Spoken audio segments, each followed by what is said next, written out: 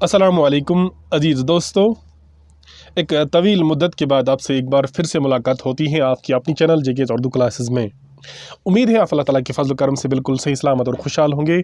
आज की शानदार वीडियो शुरू करने से पहले आपसे यही गुजारिश करते हैं, अगर अभी तक आपने हमारी चैनल को सब्सक्राइब नहीं किया है तो बराह करम सबसे पहले हमारी चैनल को सब्सक्राइब करें, हमारे वीडियोज़ को लाइक और शेयर करना ना भूलें, साथ ही बेल आइकन का बटन भी दबाएँ जिससे हर नई नोटिफिकेशन आप तक बराह रास्त पहुँचेगी।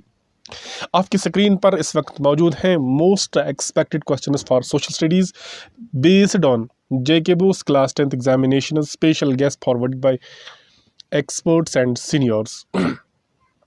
आपसे शेयर होने वाली है आज एक स्पेशल गेस्ट, लेकिन इससे पहले आपसे एक बार फिर से गुजारिश करते हैं कि ये गेस्ट आप शेयर भी करोगे बाकी स्टूडेंट्स तक और साथ ही हमारे चैनल को सब्सक्राइब भी करोगे। तो चलते हैं अपनी गेस्ट पर। तो पोर्शन हिस्ट्री देखते हैं। सबसे पहले हम पोर्शन हिस्ट्री में चैप्टर वाइज हमने एक एक चैप्टर की अलग अलग बनाई हुई हैं, एक एक क्वेश्चन हमने कलेक्ट कर लिया है। तो सबसे पहला क्वेश्चन जो है वो क्या है? सबसे पहला क्वेश्चन जो है आपके चैप्टर नंबर 1 में से, चैप्टर नंबर 1 क्या है? Rise of nationalism in Europe. यह है आपका चैप्टर नंबर 1। तो इसका क्वेश्चन नंबर 1 आप देखिए, जो आपको जिस पर आपको सबसे ज़्यादा नज़र रखनी होगी, जो आपको नज़र में रखना है। तो सबसे पहला क्वेश्चन है, write a short note on the following personalities. नीचे कुछ पर्सनैलिटीज़ और कुछ और चीज़ों का नाम दिया गया है, आपको इन पर ज़्यादा नज़र रखनी है। सबसे पहले जैसे मेजेनी, इसके बाद काउंट कैमिलो डिकेवर, इसके बाद the Greek war of independence, ये भी मोस्ट इंपॉर्टेंट क्वेश्चन है, और फ्रैंकफर्ट पार्लियामेंट है, ये मोस्ट इंपॉर्टेंट क्वेश्चन है। इनमें से एक या दो पार्ट्स आपके शॉर्ट आंसर्स में ज़रूर आ सकते हैं। इसके बाद क्वेश्चन नंबर 2 आप देखिए। क्वेश्चन नंबर 2 है, what steps did French revolutionaries take to create a sense of collective identity among the French people. ये भी मोस्ट इंपॉर्टेंट क्वेश्चन हैं, और आप आंसर इसी हिसाब से लिखेंगे जिस हिसाब से आपको वहाँ पर मार्क्स आए हुए होंगे। जैसे अगर ये 1 नंबर का होता है तो आप 1 नंबर के हिसाब से लिखोगे, 3 नंबर का होता है, 5 नंबर का होता है, जिस हिसाब से क्वेश्चन पेपर पे क्वेश्चन आया है आप उसी हिसाब से आंसर भी दोगे। तो चलते हैं क्वेश्चन नंबर 3 पर। क्वेश्चन नंबर 3 क्या है? What was Marianne and Germania. Marianne और जर्मेनिया क्या थी ये बताना होगा। क्वेश्चन नंबर 4 क्या है? Briefly trace the process of German unification, यानी जर्मन यूनिफिकेशन किस तरह से हुई, ये भी इंपॉर्टेंट क्वेश्चन बताया गया है। चैप्टर नंबर 1 की बात करते हैं। और क्वेश्चन नंबर 5 जो चैप्टर नंबर 1 का है वो है, what changes did Napoleon introduce to make the administrative system efficient in the territories ruled by him. Important question. Question number 6, explain what is meant by the 1848 revolution of liberals. और question number 7 जो है, question number 7 है, why did nationalist tension emerge in the Balkans. ये है question, ये 7 question आए थे आपके चैप्टर नंबर 1 में से।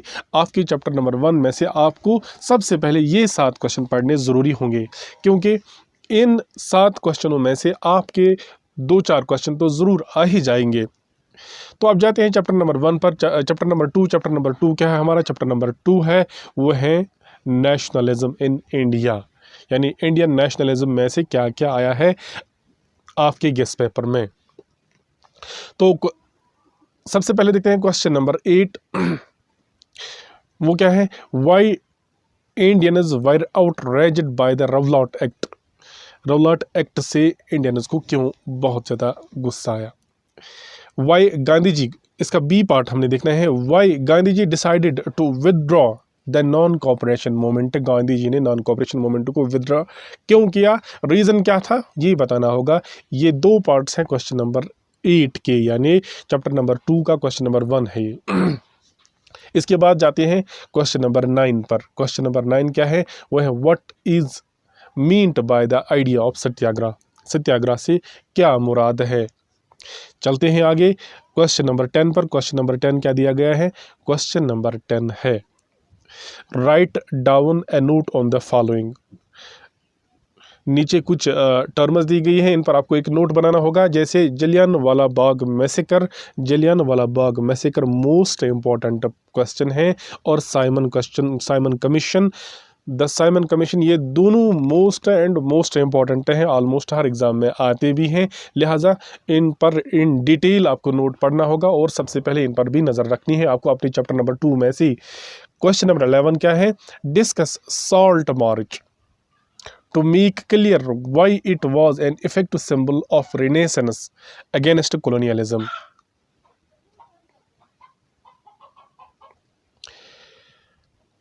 क्वेश्चन नंबर 11, हमने देखा कि साल्ट मार्च क्या था, साल्ट मार्च को एक सिंबल ऑफ रिनेसेंस क्यों कहा गया। क्वेश्चन नंबर 12 देखते हैं, why did political leaders differ sharply over the question of separate electorates. जो political leaders Indian National Congress में थे, जो इंडिया के पॉलिटिकल लीडर्स थे, तो वो सेपरेट इलेक्टोरेट्स पर क्यों उभरे जब ऐसा क्वेश्चन आया।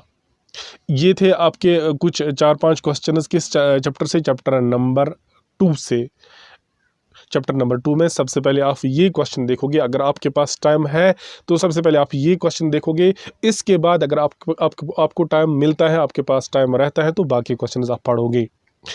साथ में अब चैप्टर नंबर 3 पर जाते हैं। चैप्टर नंबर 3 क्या है? Making of global world, the making of global world, ये आपका चैप्टर नंबर 3 है। चैप्टर नंबर 3 को आप फिर से देखिए, चैप्टर नंबर 3 में से कौन कौन सा क्वेश्चन आया हुआ है आपके गेस्ट पेपर में। तो क्वेश्चन नंबर 13 आप देखिए, explain how the global transfer of disease in the pre modern world helped in the colonialism of the Americas. Question number 14 पर जाते हैं। क्वेश्चन नंबर 14 है, write a note to explain the effect of the following. Effect of the following, सबसे पहला क्या है A part इसका? The British government's decision to abolish the corn law. Corn law को एबोलिश क्यों किया गया, आपको नोट बताना होगा, इस पर लिखना होगा the great depression on the Indian economy. Great depression का इंडियन इकोनॉमी पर क्या असर पड़ा, ये भी आपको बताना होगा। इसके बाद question number 15, what is meant by the Bretton Woods agreement. Bretton Woods agreement, यहाँ पर टाइपिंग में थोड़ा प्रॉब्लम हुई है, ये है by the Bretton Woods agreement. आपके चैप्टर में आपकी किताब में क्वेश्चन मौजूद है, ब्रिटन वुड्स एग्रीमेंट से क्या मुराद है। क्वेश्चन नंबर 16 आप देखिए, explain the causes of great depression, ये भी ऑलमोस्ट हर एग्जाम में आता है ग्रेट डिप्रेशन से क्या मुराद है, ये भी बताना होगा। और क्वेश्चन नंबर 17 आप देखिए, explain what is referred to as G77 countries. G77 countries कौन सी कंट्रीज होती हैं?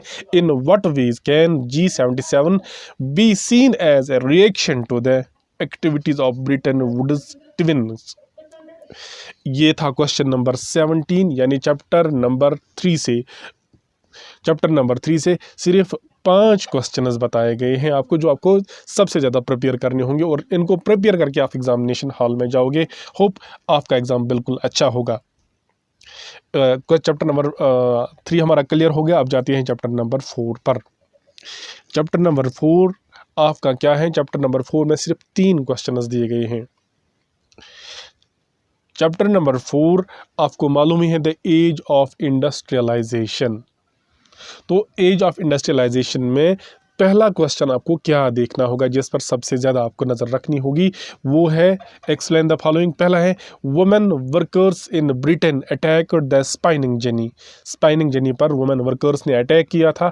एक नोट लिखना होगा आपको, the East India Company appointed gomasthas to supervise weavers in India. It is B part. Now question number 19, what is meant by proto industrialisation. Proto industrialisation से क्या मुराद है ये भी बहुत ज़्यादा इंपॉर्टेंट क्वेश्चन है। और क्वेश्चन नंबर 20 देखते हैं। क्वेश्चन नंबर 20 आपका क्या है? क्वेश्चन नंबर 20 है, why did industrial protection in India increased during the first world war. First world war में इंडस्ट्रियल प्रोडक्शन इंक्रीज क्यों हुई इंडिया में? आपके चैप्टर नंबर 4 में से मोस्ट इम्पॉर्टेंट क्वेश्चन जो है वो है सिर्फ ये 2 पार्ट्स और ये 2 क्वेश्चंस मतलब 4 क्वेश्चंस आप देखिए, इन पर सबसे ज़्यादा नज़र रखनी होगी आपको चैप्टर नंबर 4 में से। आपको बताते चलें कि एक एक क्वेश्चन हमने क्वेश्चन बैंक से भी चेक किया है, हमारे पास गेस भी आ चुकी है 2-3 तरफ से, और वो सब 2-4 मटेरियल हमने कंसल्ट करके इंपॉर्टेंट क्वेश्चन हमने देखे, इसलिए हम आपसे शेयर कर रहे हैं। लेकिन आपको सबसे पहले इन क्वेश्चंस पर नज़र रखनी होगी, इसके बाद अगर आपके पास टाइम बचता है तो बाकी क्वेश्चंस आप देख सकते हो, लेकिन ज़रूरी है कि सबसे पहले आप ये क्वेश्चन देखोगे। अब जाते हैं चैप्टर नंबर 5 पर। चैप्टर नंबर 5 क्या है? Print culture and the modern world. Print culture and the modern world is your chapter number 5. Now let us see the question number 21. Question number 21 क्या कहता है? चैप्टर नंबर 5 का question number 1 क्या है? Martin Luther was in favor of print and spoke out in praise of it. Martin Luther जो था वो in favour of print था और उसने इसके बारे में तारीफ भी करी थी। इस पर आपको एक नोट लिखना होगा, रीज़न बताना होगा। Now, part B, Gandhi said, the fight for Swaraj is the fight for liberty of speech, liberty of press and freedom of association. Gandhi ji का कहना है कि जो फाइट फॉर स्वराज है, इसका क्या मतलब हो गया? इसका मतलब हुआ लिबर्टी फॉर स्पीच और liberty for press and liberty for association. ये गांधी जी का कहना है। इसके पीछे आपको रीज़न बताना होगा, गांधी जी ने ऐसा क्यों कहा, रीज़न बताना होगा।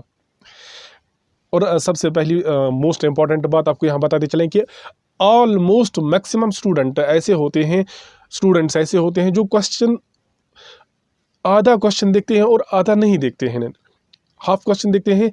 कभी कभार ऐसा भी आता है कि क्वेश्चन में 2 पार्ट्स आते हैं, 2 पार्ट्स का क्वेश्चन बना हुआ होता है और आधा पार्ट देखते हैं और आधे ही पार्ट का आंसर लिखते हैं। बाहर जब वो एग्जामिनेशन हॉल से देखते हैं फिर देखते हैं हाँ मैंने आधा ही क्वेश्चन लिखा। या ऐसा भी करते हैं कि किसी क्वेश्चन का और पार्ट होता है और पार्ट नहीं देखते हैं, दोनों पार्ट्स लिखते हैं। लिहाजा क्वेश्चन जब आप पढ़ोगे, क्वेश्चन जब आप देखोगे, डीपली क्वेश्चन देखोगे, फिर आप क्वेश्चन का आंसर लिखोगे। पहले क्वेश्चन समझने की कोशिश करोगे आप अपने एग्जामिनेशन हॉल में। चलो चलते हैं क्वेश्चन नंबर 22 पर। यहाँ पर आया है कि write a short note on. आपको शॉर्ट नोट लिखना होगा किस पर? ए पार्ट क्या है? The Gutenberg press. Gutenberg press जो है इस पर आपको एक शॉर्ट नोट लिखना होगा। और इसका दूसरा पार्ट क्या है जो क्वेश्चन चैप्टर नंबर 5 में से है, वो है the vernacular press act. The vernacular press act जो है इस पर भी आपको एक मुख्तसर सा नोट लिखना होगा। आज की वीडियो में हम इतना ही आपसे शेयर करने वाले हैं। मतलब आज की वीडियो में हमने हिस्ट्री पोर्शन शेयर किया आपसे। कल दिन में आपसे geography, economics, disaster management, political science सारे पोर्शन हम इंशाल्लाह आपसे शेयर करने वाले हैं। जब तक के लिए आप इजाज़त दीजिए और आई होप कि आपका एग्ज़ाम बहुत अच्छा होगा और आप अपने एग्ज़ाम में सुरखरू हो जाएंगे। Best of luck for your examinations. मिलते हैं अगली वीडियो में, जब तक के लिए अल्लाह हाफिज़ व नासिर। शुक्रिया।